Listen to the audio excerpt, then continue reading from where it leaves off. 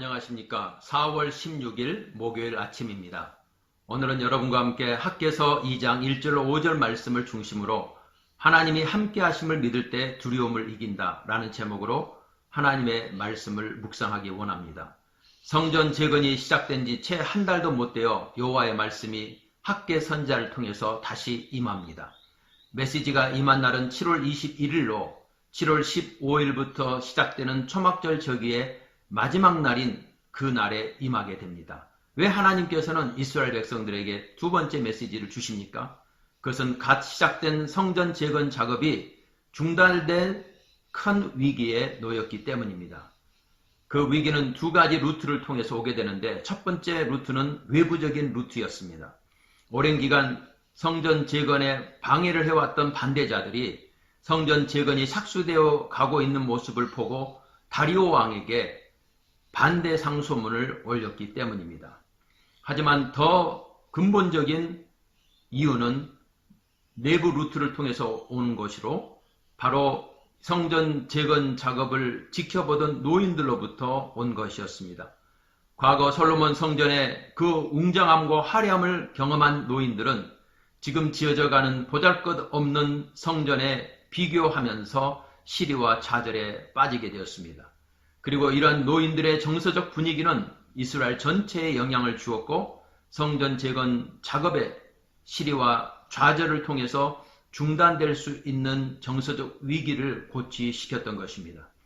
그래서 하나님은 학개 선지자를 통해서 이 두 번째 메시지를 통해서 그들을 격려합니다. 하나님은 좌절과 시리에 대한 최고의 처방약은 격려라는 사실을 아셨습니다. 그래서 하나님은 좌절감에 빠져있는 스룹바벨과 여호수아와 모든 백성에게 4절에 보면 3번에 걸쳐서 스스로 굳세게 할지어다라고 격려하고 있습니다. 스스로 굳세게 해야 될 이유가 무엇입니까? 그 근거를 이어지는 구절에서 하나님은 말씀하고 있는데 내가 너희와 함께 하노라. 하나님이 함께 하시기 때문에 스스로 굳세게 하라고 말씀하고 있습니다. 그들이 주변 돌아가는 환경에 두려워하지 않을 그 이유를 5절에서 두 가지로 제시하는데 첫 번째는 관건은 상황에 있지 않고 하나님의 말씀에 있다라고 하는 것입니다.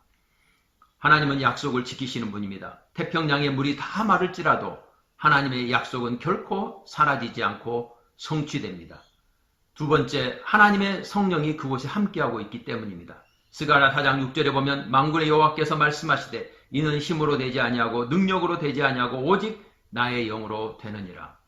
말씀을 반드시 이루시는 하나님의 성품, 하나님의 말씀과 모든 일을 가능케 하시는 하나님의 성령이 함께하기 때문에 주변 상황을 두려워하지 말고 계속해서 하나님이 함께하심을 믿고 스스로 마음을 굳세게 하여 성전 재건에 박차를 가라고 하나님은 격려하고 계시는 것입니다. 예수님은 제자들과 작별하면서 내가 세상 끝날까지 너희와 항상 함께할 것이라고 약속하셨습니다. 제자들은 예수님이 함께 하심을 믿었고 그들은 두려워하지 않고 계속 그 사명을 감당하기 위하여 going 한 것을 보게 됩니다. 사도 바울은 예루살렘으로 올라가려고 작심했을 때 많은 지인들의 만류를 받으면서 성전에 예루살렘으로 올라가게 되면 핍박이 기다리고 있다는 성령의 예언까지 받게 되었습니다. 하지만 사도 바울은 그들의 만류를 거절하고 예루살렘으로 올라가는데 그 예루살렘에서 주님의 음성을 듣게 됩니다. 사도행전 23장 11절에 보면 그날 밤에 주께서 바울 곁에 서서 이르시되 담대하라. 네가 예루살렘에서 나의 일을 증언한 것 같이 로마에서도 증언하여야 하리라. 사도 바울에게 주님께서는 바울 곁에 서서 이르시되 바울과 함께 하셨습니다. 오늘 우리는 두려움이 가득한 세상에서 살고 있습니다.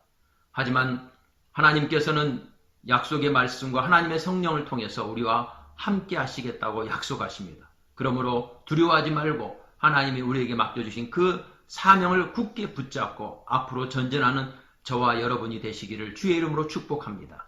하나님이 함께 하심을 믿을 때 두려움을 이깁니다. 감사합니다.